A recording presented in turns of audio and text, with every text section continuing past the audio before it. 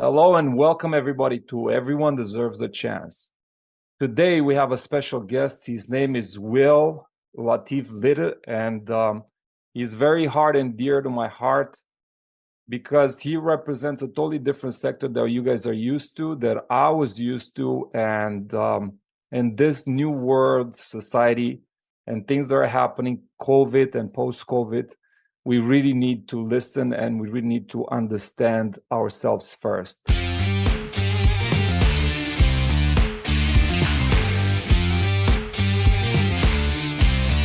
Will, thank you very much for accepting being part of this journey of ours, man. And in few words, I just want to tell our viewers how we met and why are we here together. I'm gonna go ahead and just tell them that we met in 2018 at an event, One Life, and you have the T-shirt on you, Dream It, Planet Live It. It was an event about personal development journey, real estate combined, and a lot of people from the mastermind communities that we were part of were there, and you were one of the speakers at the time, as far as I remember. And that's how we connected for the first time. But the story that you're sharing with us and with our viewers, man, is amazing. And the purpose of it is to know yourself at the end of the day, right? So go ahead, please introduce yourself. I don't want to put anything out there because to me, you are a special guest. You are somebody that I was emulating as a child, and now to realize the opposite is just another wake-up call on top of the others that I had. Thank you for coming in. Well, thanks for having me on your show, too, to share my story with your viewers.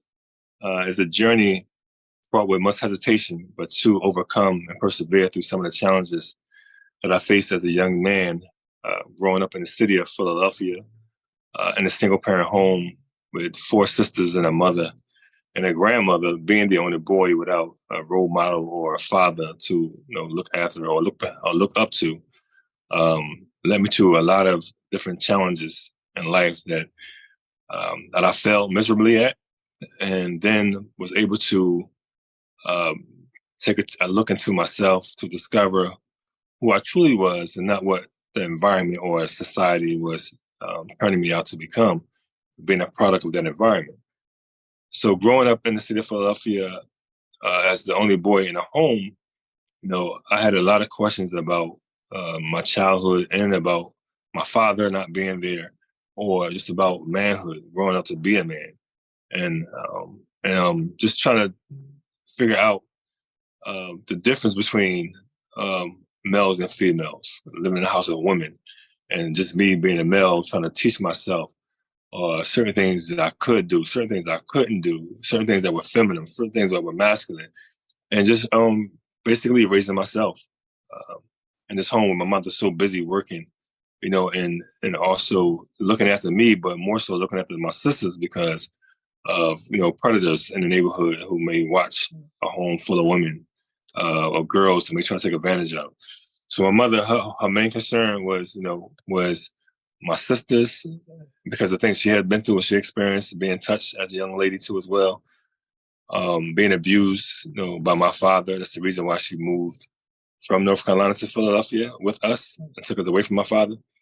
And then trying to make ends meet the best way she could, working at odd jobs and restaurants and bars to take care of 5 children on her own, and also seeing her trauma herself, experiencing the fear of living, the fear of not having her mother in her life because they were in a car accident together. My mom was like 11 years old, and my grandmother died in a car accident with my mother, who actually survived it with scars and scrapes on her body that was left as a remembrance of that accident.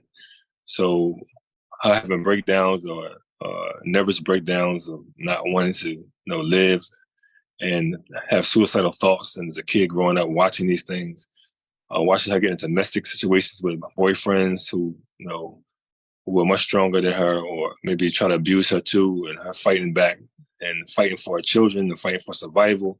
All these things you experience as a young boy, a young introvert, quiet kid, shy kid, to figure out, like, what it is you're going to do, that you're the only man in the house. Who do you got to become in order to protect your family and safety of your family?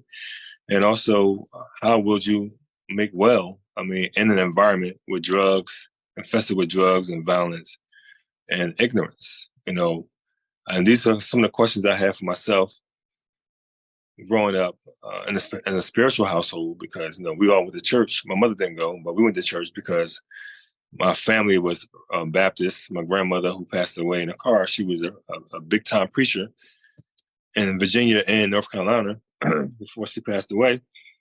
So we kind of grew up religious, and we lived in church. So I always study the Bible and things of that nature, just trying to figure out life and why people die and why some people live, and all these different questions I had in my head, because I was a thinker. I just always think, and a watcher, and always observe people. So those particular traits I developed as a young kid was becoming that sponge, just to learn my environment, to learn my mother's emotions, learn my sisters and their whereabouts, learn the community I'm in, the schools I went to, kind of shape my mindset. And we are a record of our experience. So understanding those experiences kind of shaped my mind and my perception of life as a young boy, then also as a teenager, growing up as a teenager and bouncing all over Philly, from North Philly to West Philly to South Philly, back to Southwest Philadelphia. We moved all around because my mother, didn't have money to stay at one particular place at certain times. She lose a job and she got to move again or move back with my aunt and things like that. So we kind of shifted around. I went to different schools and everything. Got into a lot of fights because of my quietness or my shyness or other reasons. So I had to learn how to defend myself without having any help, a bigger brother or a father I can go tell that I'm got into this fight with these guys in school and okay, getting into fights at other schools. So I knew my mom was dealing with a lot on her own. So I was just trying to figure out how I can manage myself as a kid to get through to whatever I was dealing with, whatever hurt I was dealing with, whatever loss I was dealing with, whatever abandonment issues I had, maybe with my father, abusive things I may have with my mother, verbal abuse and stuff like that because of her trauma and her things she was going through and dealing with. And then the bullies at school, the fights in the neighborhood, and just develop my whole perception. And when I got back and forth from my aunt's house, living with my aunt because she didn't have children at all, and then living with my mother, going into that situation again with the abuse situation, mother fighting her boyfriend and me jumping into the fights, him pulling a gun out on me, putting it in my face at the age of 13 years old, thinking it may have no effect on me, but overcoming the fears of everything, the fears of streets, the fears of darkness, the fears of death. It really transformed me and changed me. And I didn't know that I was dealing with trauma at that time. I didn't know what trauma was or the experience of it was, but I know I was no longer afraid of dying at a young age of 13 years old. And then going to junior high school, having more freedom, going to school, getting educated, learning, love going to school, love being in school, love learning, things of that nature. So some of these tools, love writing in school, love drawing, like all the things, the arts and skills I love doing, but then get caught up in the ills of society as far as drugs and drug dealing. I never had a problem with getting high. That's something I didn't want to do because I seen my mother drink a lot. So that was something I didn't want to do at all. So I never really recreationally experimented, but I never acquired the taste for alcohol or drugs at any time that I tried it. So that's something I kind of stayed away from. But I got into the drug trade of selling drugs and hustling to make ends meet. To provide for myself because my mother couldn't do a lot of things. Like we didn't have heat sometimes, we didn't have electric sometimes. We didn't have nothing for Christmas or our birthday. She did her best. I know my mother was striving, working hard, so I wanted to do it on my own. And I found the means of hustling was the way for me to make money, monetary gain, to really take care of myself, to have some self-pride, to have some self-esteem, to be able to put food on a table at home sometimes with my sisters but all this stuff I had to hide from my mother so she wouldn't know I was out in the streets selling drugs and hustling. So just living that life, then being around similar young men who had the same dilemmas, same problems I had, living in single parent homes, lack of education, indulging in the streets, the street life, taking risks, but suicidal tendencies and things of that nature, and not knowing where we're going, not knowing where we're going to wind up at, where we're going to be, mostly incarceration, or Oh my even. God. Well, I'm sorry. I want to interrupt you for 1 second because you went very quick over one aspect that I think is defining, at least it was for me when I was watching your TEDx talk. And that's something that I want to put out there for you guys. If you want, you can find his TEDx talk. It's available on YouTube everywhere. Will is also a writer.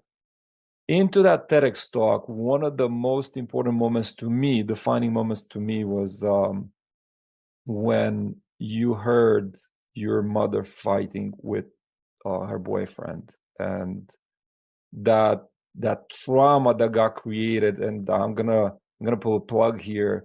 Dr. Gabor Mate, he's a Canadian. He talks a lot about trauma. He's one of the main persons that my wife is watching and studying right now. I want to come back with that moment, that trauma, that traumatic moment when a grown-up pulled a gun and put it like 18 inches, you're saying, close to your face. That was a defining moment for your life because it eliminated fear, like you said, fear of that. Can you please fill us in on that particular moment, and then we're going to go to what actually happened a few years down the road when you turn 18? Okay. So yeah,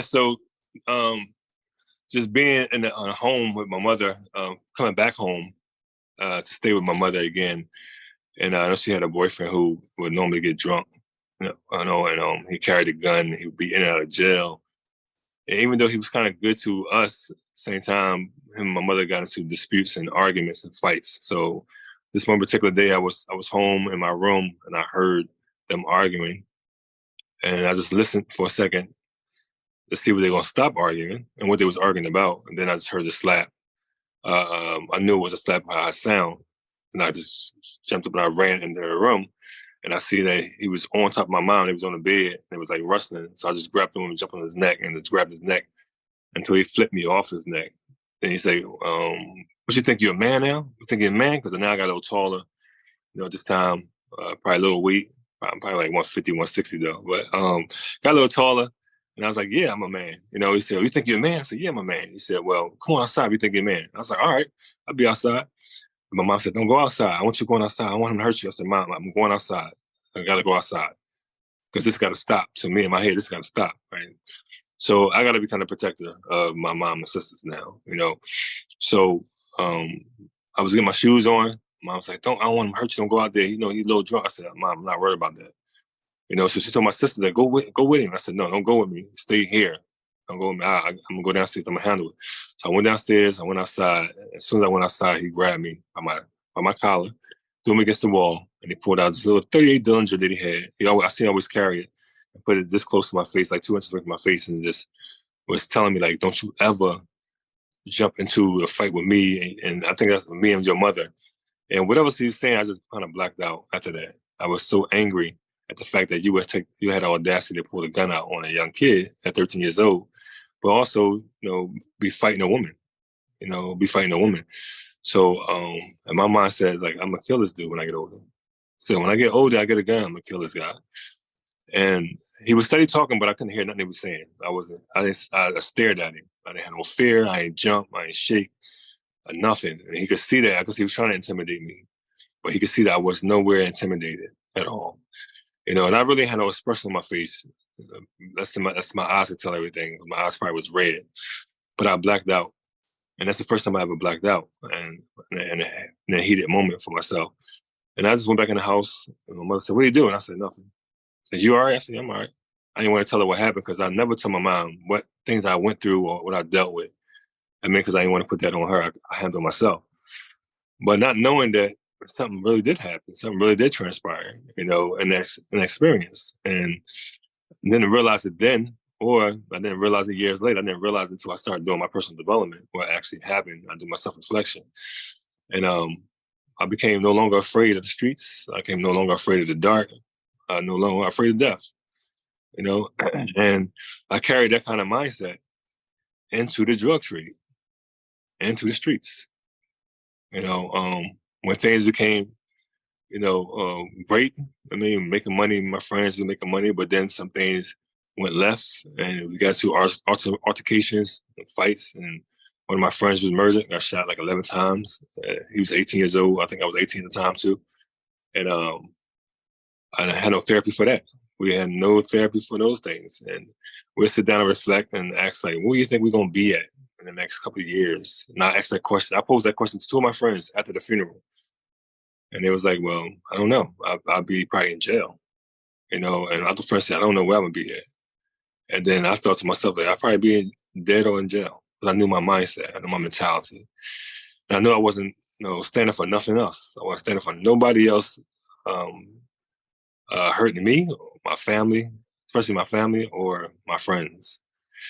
So we had that self-destructive mindset, mentality, and we carried it that way. And eventually got into more altercations at the groups in the neighborhood, and then got into that one big altercation at the skating rink, where there was a shootout, and I wound up killing another young man because of that, and then getting locked up, and getting charged with a whole bunch of charges. They were seeking the death penalty for all four of us. It was four of us that got locked up. It was a shootout, and then after that, it was an attempted murder on a witness that happened, and then we got charged with aggravated assault, conspiracy, because somebody else got shot that night too, as well. So we had the murder, aggravated assault, conspiracy, gun charge, and attempted murder on a witness who made a statement against me with the cops, police. So they were seeking a death penalty, and we was 19 years old. And the worst. This is why I really want to make a statement here. I grew up in a totally different country, in a totally different environment, and this was Eastern Europe, Romania, and we were just literally watching movies with gangster people, which it's exactly a definition of you. And we were listening to hip hop songs, and we thought that's actually a way of life. We were seeking it as I don't know, excitement, entrepreneurship, like you can sell stuff on the streets, you don't depend on anybody, you get your own freedom kind of style. But for us was more like a fake dream. It wasn't even inspired by our realities. We Right. were not living the same life as you do. Like as you were telling the story, explaining, I was working on relating with some of the issues that you mentioned, and I'm sure it happened in a lot of households. It did not happen in mine because my mother and father were together. They never divorced. They were together all the time. We had plenty of issues coming along the way. But we ended up going to school. We graduated high school. My sister went to university. I went to university as well. So we had a totally different life and totally different perspective. But I was intimidated and scared when I met you. Mm-hmm. And because of the mindset that you once had, and now the scale flipped, and it turned into complete admiration. And like my goal is now, how am I going to be able to emulate, and how am I going to be able to do the work that you ended up doing, man? You took the life of somebody, and I cannot cope with it. I can't kill a fly. Like we talk to plants and stuff like that.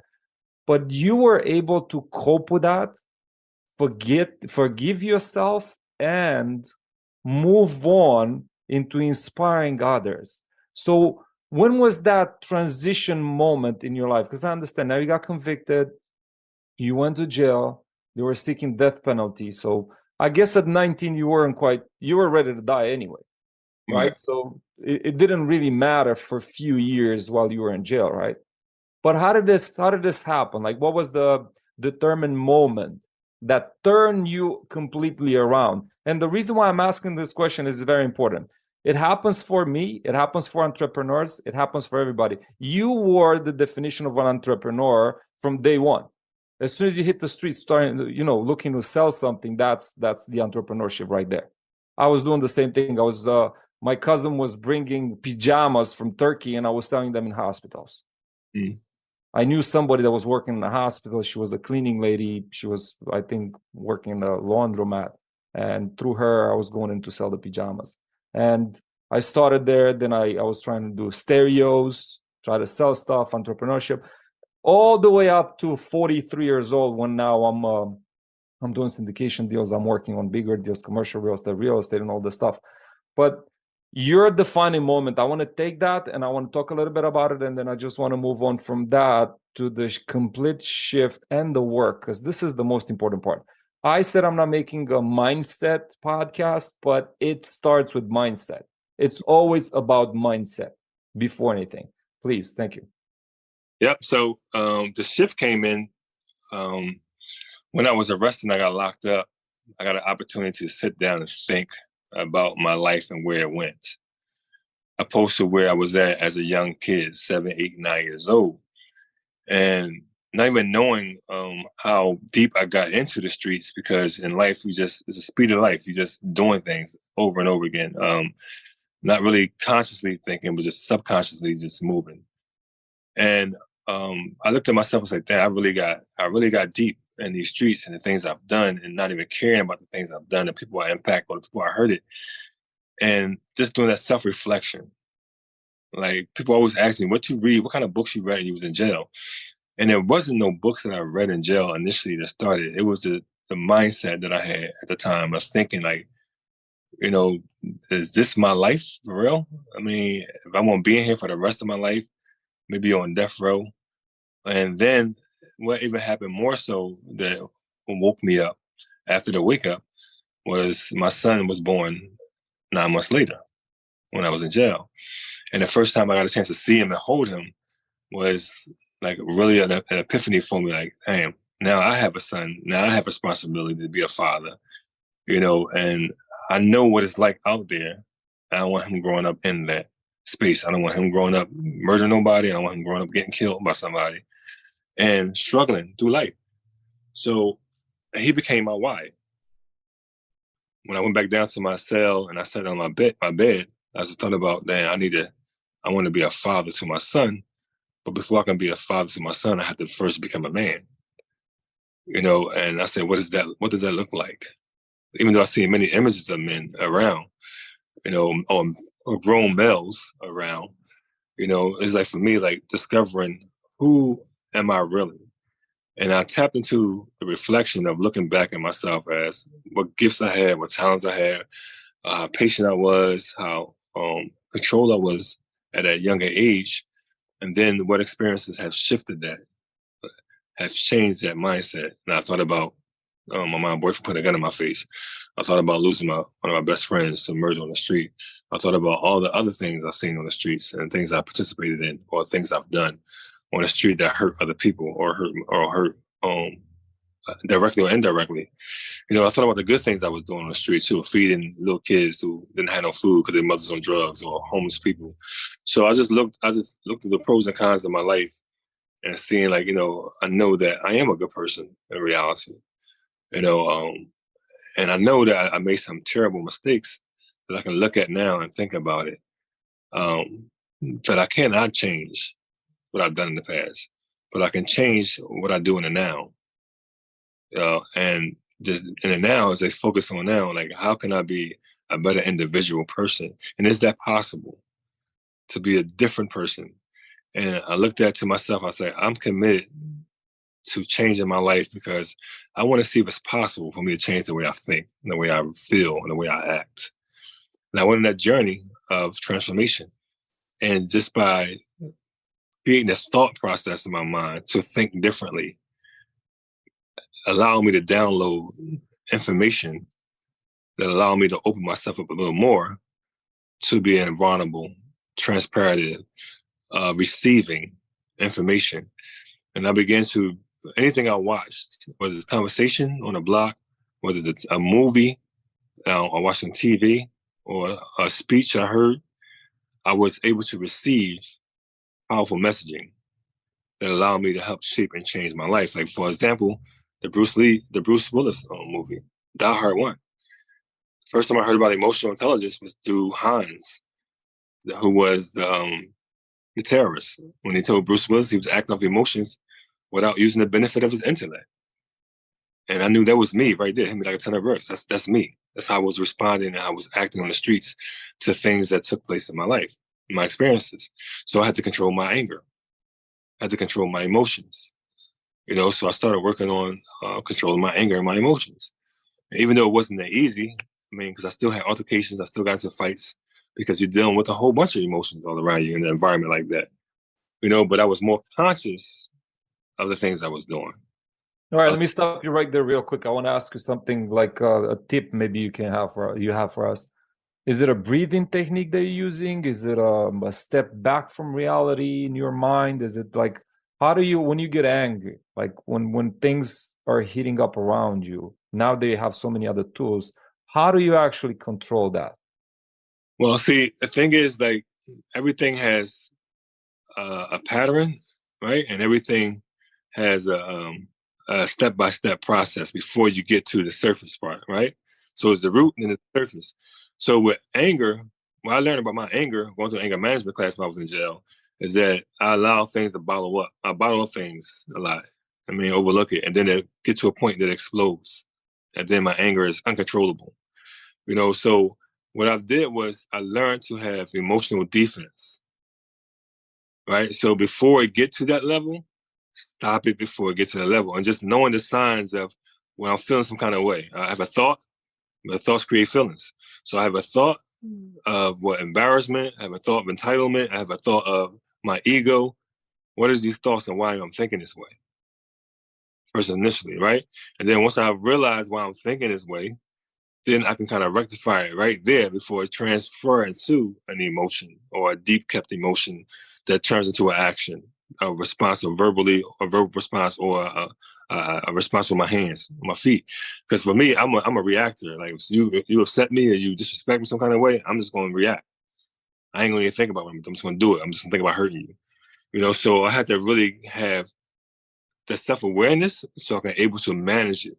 And when I was able to find out the steps it took for me to get to that explosive anger, I understood that it was really just me taking things personal. It was really me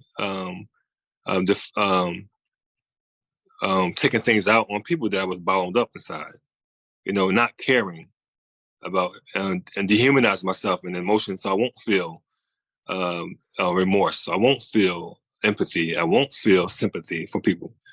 Because it's justified in my mind that you deserve. When you try to hurt me or my family, it's justified in my mind that you get whatever I give you. Right? So I justify some of my actions, which was in a way wrong for me justifying what I've done to people because of what they may have done to me. They may not have warranted that kind of response. So just being able to manage my feelings by using my thoughts, by thinking about the situation all the way through, instead of just reacting, but listening to understand myself. So let's go a little deeper now. Your feelings and your thoughts. So now, when you realize you're already angry, you go back to the feelings and then you go back to the thoughts, or now you control it at a thought level directly?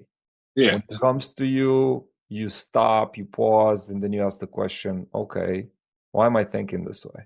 Right. Exactly. You start first because it's really the experience. And then, when you see things or you feel things, those signals go to your mind first. What is I'm actually experiencing? I'm experiencing some embarrassment. I'm experiencing some disrespect. I'm experiencing, and jail was the best place to do it because it's a really emotional place. You're going to have encounters with people because they may be feeling some kind of way. They may be jealous of you some kind of way, or they may not like you for whatever reason, or you might just have a miscommunication with something. And how you handle that. So I just learned how to now express myself because I'm not expressive. I don't talk. I wasn't a talker. I'm a reactor. So like, what's going on? Asking questions like, why you feel that way? Or what did I say? Or what did I do? To make you feel that way. And if it's justifiable, then I can rationalize with it and think like, damn, I apologize. Being a man, understanding being a man is apologizing for your mistakes. Being a man is understanding that everybody ain't gonna see things the way you see it. So being able to have that conversation with yourself first and foremost to understand what are you experiencing right now in this moment, and what is this moment telling you about yourself, not really about the other individual. We're always placing things, we're always projecting what we feel inside ourselves, right? We're always trying to find reasons outside of ourselves that is creating these problems. But the real conflict is within you. Absolutely. I can't agree with you more when you say that. And I am a commercial real estate investor, right? And I fundraise for the deals that we're working on, and I get objections, and I get lots of no's, and some of them I take them personally. Could go to bed the other day because one of my good friends for 20 plus years now, he said he's not interested in what I'm doing. Right. And I didn't pitch him a deal. I didn't ask him for any money. I just said, hey, listen, I'm doing this podcast. And, you know, not, I don't think I asked him for a like or something like that. I was just like, was more proud to like, listen, I was able to do this. Right. And he gets back to me with like an empty message. I'm not interested in the subject.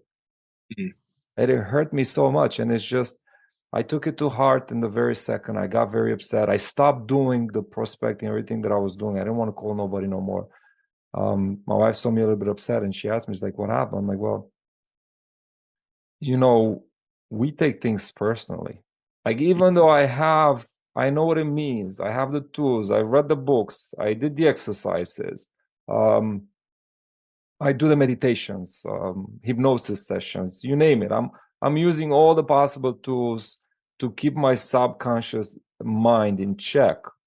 I come to these moments when I really cannot control. That's the programming in me that takes over and runs with it. And it's just the association that I want to make, because it feels like you somehow now at this point, so I know what you went through and how hard it was, but you at this point, you have the ability and you also can explain it in public. What is it that you do now with the talks that you have? I think you got thousands of talks so far, right? You spoke with Keller Williams recently, you were telling me about. How do you integrate all the knowledge that you got, all the experience that you got into the personal development space? Because you've been pretty much doing the personal development probably, how young are you now? I'm 53. 50, you look 21, by the way. So you picked it up from 19 and you grew it all the way to this point. So how do you package all this, and how do you find these trigger moments? Because I have issues, like I said, with regular days, in the middle of the day, somebody can shut me down. Right. And I got to find my balance again. I got to use a meditation, or I got to go back into my subconscious. And luckily, I know how to do that. But how do you control the thought level? Because it looks like that's where you're working the most. Right. Everything starts with your mind, right? And what you tell yourself, you get to keep. Right? What you own, you get to keep. So if you're telling yourself that I can't control this, or I can't do this, I can't do that, you won't be able to. Right? If this happens to me, I shut down. You will shut down, because that's what you're telling yourself. You know, if you say I can overcome this, I can't. Affirmations changes your whole DNA, your whole makeup. That's one of the secrets right there. Affirmations. That's one of the key secrets. Okay. He is to not just saying it, but actually applying it, becoming the word. Not just saying the word, but becoming the word. You know, so words are not powerful, right? Words are potential. The power is in you that makes the word powerful, because you become the word. You become more humble. You become more patient. You become these things. You're not saying I'm patient. No, just saying it is just saying it. But when you embody it, then you actually become it. So when things happen that goes against your happiness, that we call problems, right? You understand that you're not in control. You're not entitled. I have a thing here that I want to plug in. So we, in my family at least, we're reframing those words. I've deleted the word problem and I replaced it with word challenge, because challenge gives me the control. Right. Exactly what he's saying. when I have a challenge, I can control the outcome. I can work on it. It's an open-ended conversation. I can talk about it. I can bring it in. I can look for solution. It just points me into the right direction.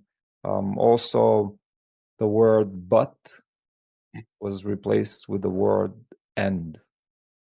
And that created, and because we're using these in my family, my kids are now, when I'm at the dinner table now, my little one, my 4-year-old says, "Daddy, you said but."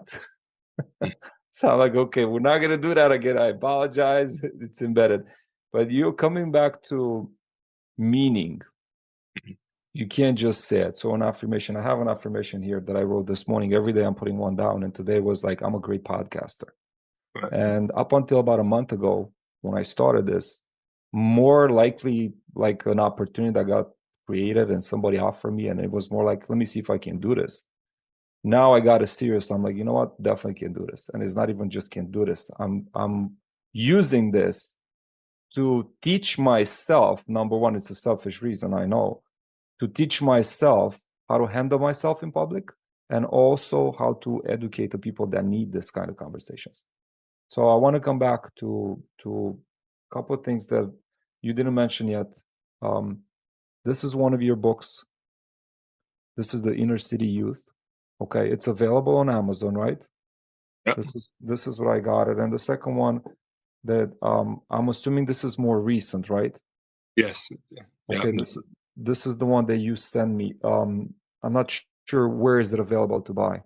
No way. I'll send them out myself. I'm gonna mail them out myself. I'm not gonna use Amazon because Amazon takes a big chunk of your money. Okay. So I just gonna actually, anybody who reach out to me through social media, through my website, I just send them out. I just mail them out to them myself directly. How can we reach you on your social media? Like, what do you have? I know I have your friends on Facebook. I'm under Latif, Muhsin, Latif Muhsin, life coach. And I do a life coach class on it every morning from 7 to 9 or 7 to 9:30 for free for the community, just to give them these jewels and these tools. To also my website, willlatiflittle.com. You go in, it's a book will, and that section right there at the bottom says book will. If you need a one-on-one session with me, or if you want me to come speak somewhere at an event, or you want me to facilitate a training on emotional intelligence with your company, then you can go to their website and book those events. Tell us more about the emotional intelligence now that you're bringing it up. So how does this work out into the business environment? Because now you're an entrepreneur, you're running multiple businesses now. You're doing speaking engagements, you have a coaching program, you're selling books, obviously. What else is it that you're involved with right now that we don't know? Or training companies on how to scale their business, and also how to create a culture in the environment, the workplace environment, where there may be a lot of stress, there may be a lot of lack of communication, or a lot of ego, things of that nature. So some of the companies here in Philadelphia, like the Scepter Transit Company, the bus company here, the major company here in Philadelphia, training some of their police officers on how to engage with themselves first in the community, training some of their bus drivers who also engage in the community a lot, how they navigate through some of the challenges they face with people getting on the bus and their attitudes and things, and they don't take it home or take it to work with them too as well. But teaching people how to really manage themselves with emotional intelligence, the tools of emotional intelligence, personal development, social development, and how we're able to manage our how we show up, basically. Even showing up at work as our best self, showing up at home as our best self, showing up for our children as our best self, and not letting the world defeat us or being overcome with a lot of the fears and anxieties that we face, or a lot of the stressful experiences that we have, or the childhood traumas that some of us are still dealing with. And just giving that insight on how the human actually function and best practice, from mindset to the emotional state to their feelings, and how your feelings and emotion affects your organs.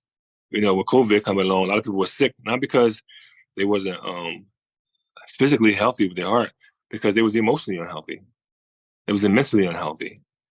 That affects your kidney, your organ, your respiratory system, your digestive system, all those things, and your emotions affected, because your emotions can kill you or make you sick, and people don't know that. Wow, this is really something else. So I want to show up as the best version of myself every single day. That's my goal. This is what I'm doing. I'm waking up at 4:30 in the morning right now, taking a cold shower. I'm doing a Tony Robbins power move. I'm coming down journaling. I'm reading. I'm doing a little bit of meditation. I'm pre-planning the day and then start full swing somewhere around 6 a.m. on working, which starts with my LinkedIn posts and looking through a little bit of social media, and then I go through a day. But I want to get the social, I mean, the emotional intelligence that you're talking about. Like, can you guide me through a quick session? Like, what would be your assessment, and what would be your like 1, 2, 3, 4 steps, really quick, just to give me an intro on the program that you have available. And the reason why I'm asking this is because I am part of a mastermind called Legends Equity Group, and we are new syndicators pretty much into the mastermind. The syndicators themselves, they have plenty of experience. They did lots of deals and stuff like that. But within my community, I noticed that some of the people lack the motivation. They don't show up the right way. And some of them do, but most of them don't. And it's not the lack of will. We all have the same kind of wish. That's the reason why we're in the same mastermind. And we're following a mentor. We have a program in place. There are lots of books, lots of video tutorials and all the stuff. So we have the framework, but guess what? We're still not doing it. And I'm guilty of myself. Most of the times I feel like I want to, and I'm reaching it. So do you have like something that you can give us in 1, 2, 3 steps?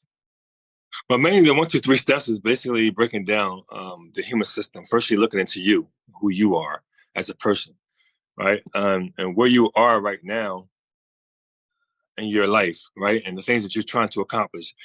I tell everybody, you don't get what you want in life, you get who you are in life, right? So understanding the emotional intelligence that deals with the inside world, because we live in 2 worlds, the inside world, then it's the outside world, right? So emotional intelligence breaks down those 2 worlds: personal development, self-awareness, self-management, social awareness, and then empathy and communication with other people in the community. The art of communication. How do we communicate with as an art, not just talking? See, a lot of times we just do things, but there's intention and purpose behind things that we do that gives it meaning, and not just doing things. So we can be doing a whole lot of things, but not getting nothing done.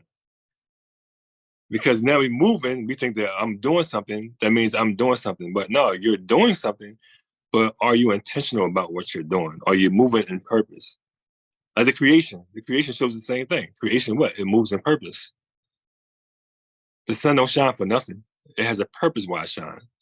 The moon don't glow for no reason. No, it has a move. So we're just like creation. We're just like creation. But the fact that the reason why we lack is because we have lack of knowledge of self, and creation knows itself. Creation knows what it's created for. It's going to do what it's just supposed to do. A lion is going to be a lion. It's not going to try to be a cat or an elephant. I mean, but when you know yourself, that's when you know what you need.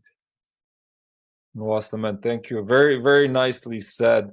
Is there a book that you would recommend? I mean, totally get it, and I understand you have these marvelous books that you wrote. But is there something that got you, or that you can suggest to us?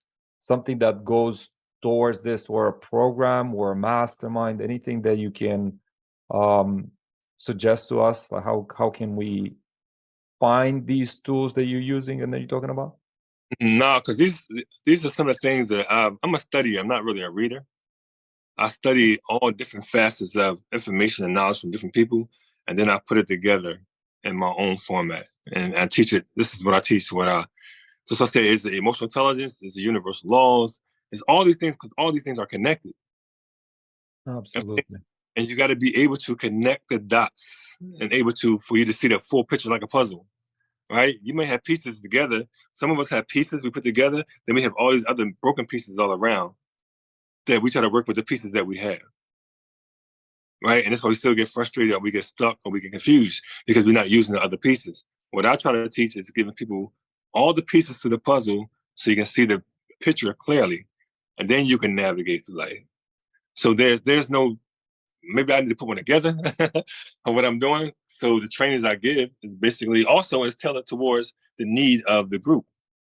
Because I speak I speak for masterminds too as well. I speak for Color Williams. I speak for community service providers who are doing. I train them. I train people who are in the streets fight against violence. So this kind of level of training, of course, is different. And for me, is a level of what I've known for years, and also bring it into whatever the company is giving me. It's the same way John Brokaw has taught us. I just took those tools from Leaf, facilitating a class and learning how to gather all that information together so we can all see the picture clearly, and then we can scale personally and then professionally. Oh, that's on my list. So I'm just going to put it out there for anybody. Leaf, it's on my list. I wanted to do it somewhere back in 2018, and then it fell off as a project for me. But that's definitely something that I want to do. As far as the masterminds, I was part of M1 at one point. I'm looking for abundance. So that's the tools I use, and also off of my experience. And just engaging in the community a lot. Being a barber, for one, I got a chance to engage the community to understand what's on people's minds, young people's minds, older people's minds. So having these conversations make me more socially aware. Being a one-on-one counselor, talking to individuals, mothers, sons, daughters, aunts, grandpops, having these one-on-one sessions, taking in the information to understand where we're all at socially and mentally. And what is the main thing that's blocking us from being our best selves, navigate, like the class today I had, are you in your own way? Yes, 100%, yes. Yes. So this is a class I had today because a lot of people don't realize they're in their own way. Definitely. Yes. I don't want to hold you any longer. I know we went a little bit over the time. Okay. I really appreciate you. Thank you so much for everything that you're sharing with us. And once again, can you please tell us how can we reach you, if you don't mind giving the first? You said something about Instagram, I believe. I don't think I caught that. I think it got caught out a little bit. Okay, so my Instagram handle is Latif, LATIF _MUHSIN _ life coach. Okay. All right. Got you. Thank you very much, man. Thank you for putting it out there. I'm looking forward in seeing you on do you have a live event coming in close by that I can attend? No live events. I'm just doing trainings. I mean, it's one event that's happening. May is an outside event that I'm speaking at Malcolm X Park here in Philadelphia. Is on May what day this is? I think it's May 19th. May 19th. May 19th. Okay. All right. I'm gonna look into my schedule and see if I can schedule it up. Thank you so much for your time, man. I really appreciate you. Once again, have a great day. Keep spreading the love, because that's exactly how I feel, and this is exactly what you're doing. And let's get together, man, as soon as possible and talk some more. Thank you so much for your time. I really appreciate you. Thank you. Take care. Bye-bye.